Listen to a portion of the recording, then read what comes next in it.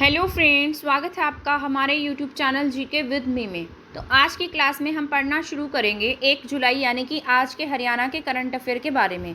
तो हमारा जो फर्स्ट क्वेश्चन है वो ये है कि हरियाणा के किस शहर को मॉडल इलेक्ट्रिक मोबिलिटी शहर घोषित किया गया है। अभी हाल ही में इलेक्ट्रिक व्हीकल्स का एक रूल भी पास हुआ है। तो अभी हाल ही में क्या किया गया है, एक हरियाणा का एक शहर है जिसे क्या किया गया है, मॉडल इलेक्ट्रिक मोबिलिटी शहर घोषित किया गया। तो उसके में कौन से हरियाणा के शहर को शामिल किया गया है, तो इसमें गुरुग्राम और फरीदाबाद को क्या किया गया है, मॉडल इलेक्ट्रिक मोबिलिटी शहर घोषित किया गया है। हाल ही में क्या किया था, हरियाणा मंत्रिमंडल ने 27 जून को इलेक्ट्रिक व्हीकल नीति 2022 को क्या दी थी, मंजूरी दी थी। अभी मैंने आपको इस क्वेश्चन के बारे में कल या परसों की क्लास में पढ़ाया भी था। तो इसमें गुरुग्राम और फरीदाबाद को ईएम यानी कि इलेक्ट्रिक मोबिलिटी शहर घोषित कर दिया है, यानी कि जिसने 100% इलेक्ट्रिक वाहन इलेक्ट्रिक मोबिलिटी हासिल करने के लिए चार्जिंग इंफ्रास्ट्रक्चर तरीके से इसको विकसित कर लिया है। ठीक है, तो इसमें 2 शहरों को क्या किया गया है, चुनाव किया गया है। उसमें एक गुरुग्राम आता है और एक क्या आता है आपका, फरीदाबाद आता है। ठीक, इसके बाद हमारा जो नेक्स्ट क्वेश्चन है वो ये है कि हाल ही में हरियाणा सरकार ने किस मंदिर को नियंत्रण में लिया है। अभी मैंने आपको इसके बारे में भी पढ़ाया था कि जो ये मंदिर है वो श्राइन बोर्ड यहाँ पर क्या बना दिया गया है, श्राइन बोर्ड बना दिया गया है। श्राइन बोर्ड वहाँ होता है जो बड़े स्तर के मंदिर होते हैं, जैसे आपका मनसा देवी मंदिर है, शीतला देवी मंदिर है, जहाँ के अध्यक्ष कौन होते हैं, आपके हरियाणा के मुख्यमंत्री होते हैं। तो उसी प्रकार से एक मंदिर को और इसमें ऐड किया गया है। इस मंदिर का नाम क्या है, भीमेश्वरी देवी मंदिर। भीमेश्वरी देवी मंदिर कहाँ पर आपका, बेरी कहाँ है आपका, झज्जर में। बेरी वही है जहाँ से आपके हरियाणा के पहले मुख्यमंत्री हुए हैं।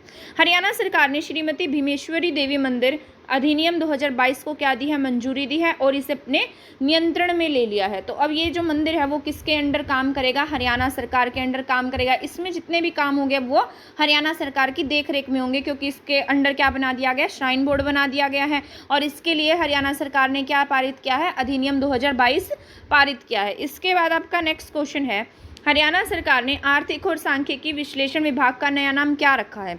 तो हरियाणा सरकार ने अभी इसका नाम बदलकर क्या रख दिया है, हरियाणा आर्थिक और सांख्यिकी मामले विभाग।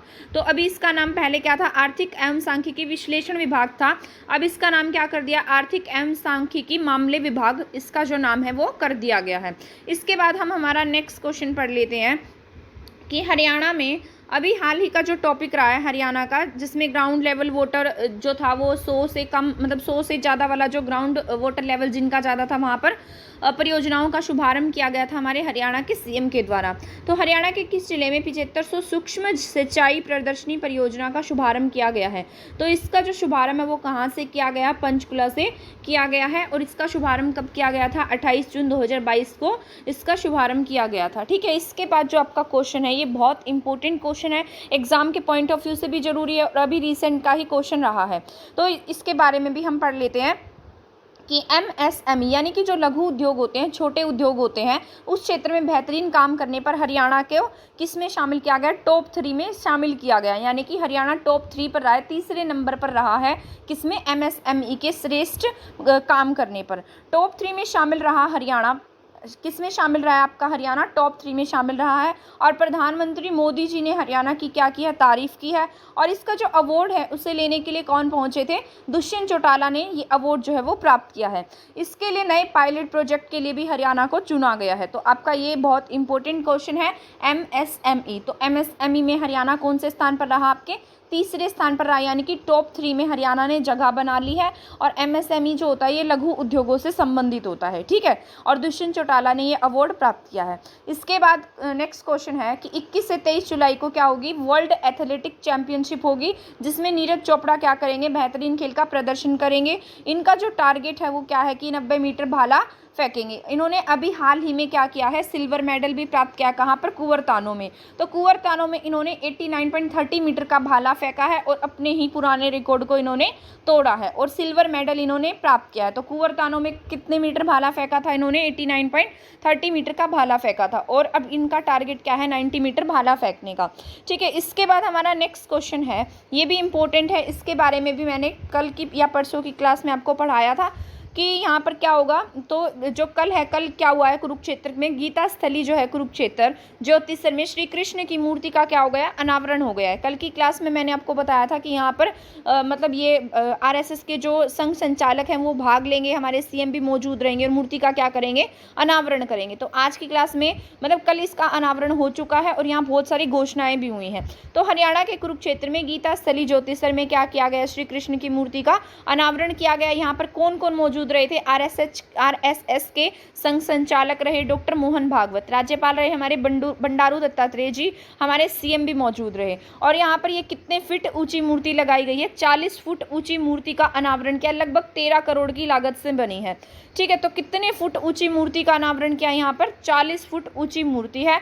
और इसका अनावरण किसके द्वारा किया गया है, जो आरएसएस के संघ संचालक हैं, सीएम और हमारे हरियाणा के जो राज्यपाल हैं। सीएम ने कहा है कि अंतर्राष्ट्रीय गीता महोत्सव की तरह ही क्या मनाया जाएगा, यहाँ पर अंतर्राष्ट्रीय कृष्ण उत्सव भी मनाया जाएगा, कहाँ पर, कुरुक्षेत्र में। और लाइट एंड शो के माध्यम से गीता का संदेश दिया जाएगा। अगर आप कभी कुरुक्षेत्र गए हो तो यहाँ पर क्या होता है, लाइट एंड शो के माध्यम से मतलब जो ये फोटोज़ वगैरह हैं इन्हें दिखाया जाता है और यहाँ पर क्या होगा, लाइट और शो के माध्यम से गीता का संदेश दिया जाएगा। और जो ये मूर्ति है किसकी बनी हुई है, ये अष्ट धातु की है और इसका जो वेट है वो कितना है, 35 टन की है। तो ये आपका इंपॉर्टेंट है, एग्जाम के पॉइंट ऑफ व्यू से भी आपका जरूरी क्वेश्चन है। ठीक है, इसके बाद जो मैंने अभी एमएसएमई पढ़ाया है आपको कि लघु उद्योगों में हमारा जो हरियाणा है वो कितने स्थान पर आया है, टॉप 3 में रहा है। तो इसमें हरियाणा को क्या मिले हैं, 2 अवार्ड मिले हैं। इसमें से पहला अवार्ड जो मिला है वो मिला एक महिला को जिनका नाम है डॉक्टर हरजिंदर सिंह कौर तलवार। इनको वोमेन कैटेगरी में स्मॉल सर्विसेज इंटरप्राइजेस के लिए अवार्ड मिला है। किसे, डॉक्टर हरजिंदर कौर को। क्या नाम है इनका, डॉक्टर हरजिंदर कौर। और स्मॉल कैटेगरी यानी कि स्मॉल सर्विस जो प्राइजेस होते हैं उसके लिए इन्हें अवार्ड दिया गया है। वोमेन कैटेगरी में इनको ये अवार्ड मिला है। और पुरुषों में ये अवार्ड किसे दिया गया है, ऋषभ गुप्ता को। किसे मिला है, ऋषभ गुप्ता को मैन्युफैक्चरिंग माइक्रो इंटरप्राइजेस के लिए। और ओवर कैटेगरी में इन्हें तीसरे स्थान का अवार्ड मिला है। जो ये हरजिंदर सिंह कौर तलवार ने पहली कैटेगरी का अवार्ड दिया गया है और ये जो आपके ऋषभ गुप्ता हैं इन्हें तीसरे स्थान का अवार्ड मिला है। ठीक है, आई होप आपको ये समझ में आ गया होगा, इंपॉर्टेंट है आपका ये जो क्वेश्चन है। इसके बाद हमारा नेक्स्ट क्वेश्चन है, हरियाणा सरकार ने खेलों में उत्कृष्ट उपलब्धियों के लिए प्रदेश के 52 खिलाड़ियों को राज्य के सर्वश्रेष्ठ खेल पुरस्कार भीम अवार्ड से सम्मानित किया है। अभी हाल ही में क्या किया गया, हमारे हरियाणा के खिलाड़ियों को क्या किया है, मतलब 52 खिलाड़ी ऐसे हैं जिन्हें क्या दिया गया, भीम अवार्ड से सम्मानित किया गया। भीम अवार्ड हमारे हरियाणा का सबसे बेस्ट अवार्ड है खेलों में।